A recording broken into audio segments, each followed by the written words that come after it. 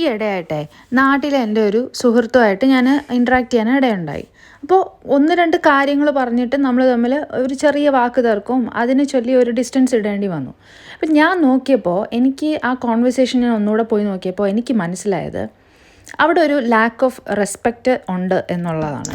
അതായത് നമ്മൾ ചില ആൾക്കാർ വളരെ ഇപ്പോൾ ഒരേ രീതിയിൽ ഒരേ സ്കൂളിലും ക്ലാസ്സിലൊക്കെ പഠിച്ച് വളർന്നിട്ട് രണ്ടുപേര് രണ്ട് സോഷ്യൽ ലെവലിൽ നിൽക്കുകയോ അല്ലെങ്കിൽ ഒരാൾക്ക് വേറൊരാളെക്കാട്ടിലും അഡ്വാൻറ്റേജ് ഉള്ളതോ കാണുമ്പോൾ ഈ പറയുന്ന ആൾക്കാർ, അതായത് നമ്മളുടെ കൂടെ പണ്ട് അസോസിയേറ്റ് ചെയ്തിരുന്ന ആൾക്കാർ നമ്മളോട് വരുമ്പോൾ അവർക്കൊരു ഇൻസെക്യൂരിറ്റി ഉണ്ട്. പക്ഷേ അവരതെങ്ങനെ പ്രകടിപ്പിക്കുക എന്ന് വെച്ച് കഴിഞ്ഞാൽ അവരെപ്പോഴും നമ്മളെ ഒന്ന് ഇരുത്തി കെട്ടാനോ അല്ലെങ്കിൽ നമ്മൾ ഒന്നും അല്ല എന്നുള്ള രീതിയിലോ ഡിസ്റെസ്പെക്റ്റ്ഫുൾ ആയിട്ടുള്ള വാക്കുകൾ ഉപയോഗിച്ചോ ഒക്കെ നമ്മൾ എസ്പെഷ്യലി ഓപ്പോസിറ്റ് ജെൻഡർ ആണെങ്കിൽ അങ്ങനെ സംസാരിക്കാൻ നോക്കും. അപ്പം നമ്മളൊരു ബൗണ്ടറി ഇടുമ്പോഴുണ്ടല്ലോ അത് അവർക്ക് തീരെ സഹിക്കത്തില്ല.